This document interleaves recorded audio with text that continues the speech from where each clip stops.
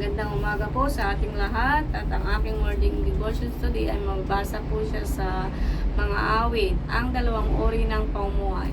So bago ang lahat, Lord, thank you Lord for this day, thank you Lord for the life, thank you Lord for the life of my employers, thank you Lord po sa aking mga magulang kapatid sa Pilipinas at sa mga manonood po at sa aking mga lahat ng pastors. Ay salamat sa Panginoon sa kanilang buhay dahil sila po yung aking tanglaw sa gabay sa aking pag-aaral ng iyong magagandang salita. Sana ito'y tumimo sa bawat isa sa amin at may sa buhay namin sa araw-araw. In Jesus' name I pray, Amen. Dalawang uri ng pamumuhay. Mapalad ang taong hindi lumalakad sa payo ng masama. Ni tumatayo man sa daan ng mga makasalanan, ni umuupo man sa upuan ng mga manunuya, kundi nasa kautusan ng Panginoon ang kanyang kagalakan, at nagbubulay-bulay araw at gabi sa kanyang kautusan.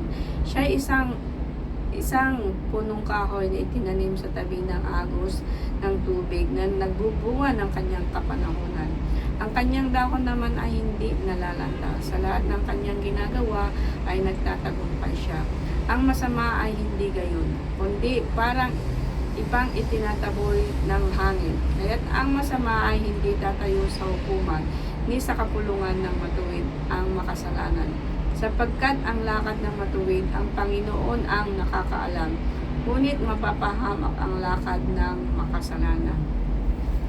Verse of the day. So, kita nyo guys, napakaganda itong verse na to. Bigay ito ng aking isang mentor, si ate. Sabi niya, ito yung aking assignment, but this is now my devotion. Sabi ito, dalawang uri ng pamumuhay. Totoo po yun guys, dalawang uri lang po tayo ng pamumuhay. Masama at saka mabuti. Alam na alam po natin guys kung saan po tayo na ang estado. Dalawa lang po tayo niyan. Ang place po natin is dalawa, good and the bad. Kung ang nag-ignite sa'yo is mabuti, praise the Lord. Pag kung ang nag-ignite sa'yo is masama, is something on the process. Alam niyo guys, habang tayo nabubuhay, maraming pag-asa. Tandaan po natin yan. Kaya kita nyo, mapapalad yung mga kaibigan na kagaya ko, na talaga nung ako ay talagang napuspos na sa salita ng Panginoon. Alam niyo po yung dati kong ginagawa. Dati magaling po akong magsalita ng masasama. Yung mura ay araw-araw yun. Parang yun ang aking ingredient sa buhay nun. But nung nagbabasa na po ako ng Bible, unti-unti po, alam niyo po, unti-unti lang po, hindi po yun talaga as in transformation na isang plate. Parang sabi ko nga po lagi, ang changing naman ng ating pamumuhay is hindi madalian. Para po yan, nagluto tayo ng kanin, di ba?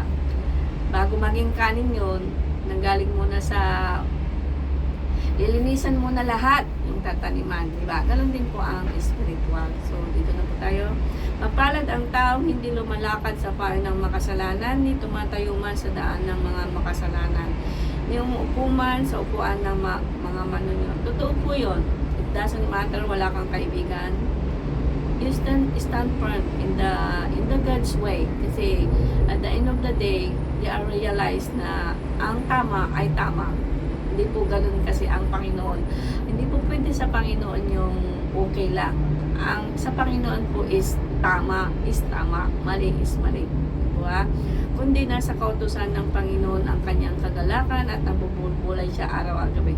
Totoo po yun. Ito po yung aking laging sinasabi sa inyo na napaka-importante po ang magbasa ng salita ng Panginoon dahil ito po yung ating manual sa spiritual journey.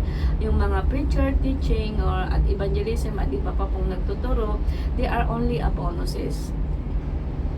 So, at sa gabi, siya ay gaya ng isang punong kahoy na itinanim sa tabi ng agos ng tubig. Totoo po yun.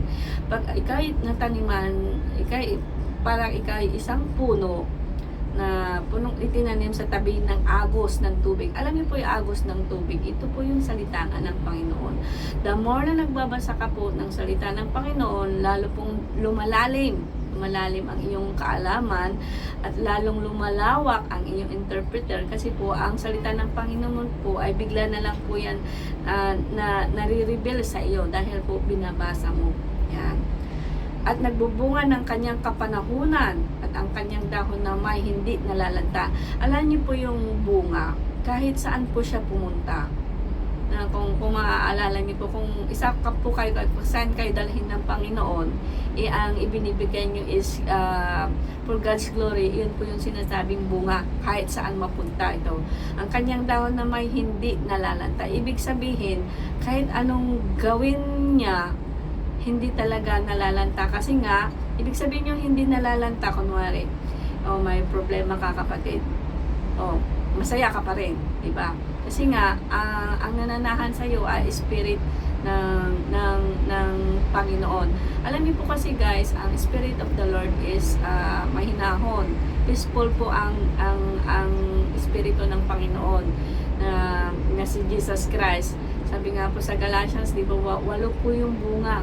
Malalaman po ang isang tao kung nasa Jesucristo siya sa pamamagitan ng Holy Spirit. Yung 8 na yun na goodness, kindness, perseverance, love, self-control, at iba pa. Hindi ko lang po memorize, but yun nga po, basahin niyo po sa Galatians 22. Yan, Galatians 25:22. Yan, tingnan niyo po doon. At sa lahat ng kanyang ginagawa ay nagtatagumpay siya.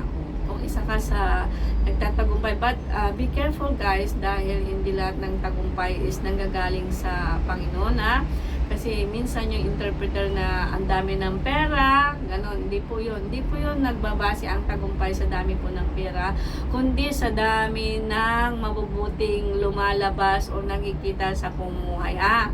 Huwag pong masyadong wag po tayong masyadong tawag doon, exaggerate kung ang dami kong pera. Hindi, kahit si Satanas po yun, nagbibigay din po ng yaman. So, be careful Ang masama ay hindi gayon, kundi parang ipang itataboy sa hangin. Kaya't ang masama ay hindi tatayo sa ukuman. Totoo po yun. Ang masama, laging nagtatago yan. Laging may hiya yan. Kasi nandun pa rin, kahit although na masama, andun pa rin yung sa kanyang pag-iisip, ay nahiya ako. Kasi nahiya. Kita nyo si Adan at si Eva, diba? Nung kinain nila yung bunga, na kaisa-isang halaman doon na sinabi na wag kakainin. Nung kinain nila, nakita na nila sa kanilang sarili na hubot-hubad sila. Ganon din po tayo. Pag tayo nahihiya, ibig sabihin, it's something wrong. Meron tayong nagawang kasalanan. Sa Bible po ang nagsabi po na sapagkat lakad ng matuwid ay ang Panginoon ang nakakaalam. So, kita nyo po, tingnan nyo lang po sa Bible history, dito sa Bible. Lahat po ng talagang pinili lang Panginoon ay in good and bad times, at the end of their lives, they are succeed. Except lang po si Solomon, yung parang si Solomon kasi is na siya sa idolatry dahil po sa kahiligan sa mga asawa, di ba? Yun lang po. Kaya mag-ingat po tayo dahil ang Panginoon po talaga ang kasama ng mga matutuwid. Kita niyo po yung mga matutuwid na tao. But pag sinabing matutuwid, it doesn't mean na hindi na nagkakasala rin po. Ayun nga lang, nami-minimize. Ibig sabihin, nami-minimize pagka nakagawa ng masama, na yung guilt. Alam mo ba yung guilt is a sign na ikaw talaga ay nasa Panginoon. Pag gumawa ka ng masama at hindi ka na guilt, ibig sabihin, ang naghahari sa puso mo is si Satanas. So, be careful po Yan. Ngunit mapapahamak ang lakad ng makasalanan. Kaya nga po, ang pagbabasa ng salita ng Panginoon ay nakakatulong po to sa araw-araw. Itong verse po na to ng awit na to is 2 uri ng tao, good and the bad. Alam niyo po guys, piliin po natin lagi na maging mabuti dahil pupunta po tayo sa kalangitan, sa heaven.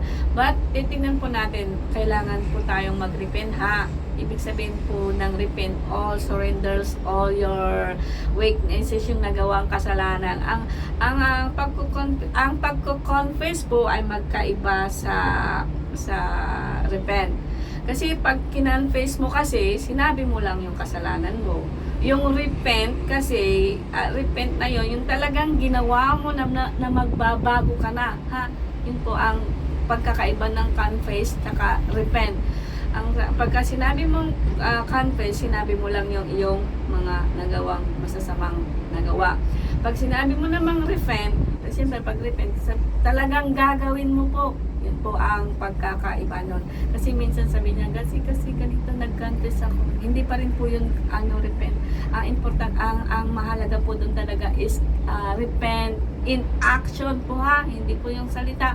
Kasi po totoo po yun. Sabi ko po laging sinasabi, pag inamatay kapatid na hindi ka nag-repent ng kasalanan mo, you like it or not, yung totoo yan. So hanggang dito na lamang po at sana magbasa rin po kayo. Maging obedience po tayo sa Panginoon, righteousness, at saka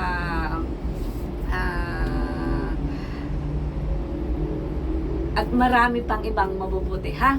Hanggang dito na lamang po at have a nice day everyone. Bye-bye!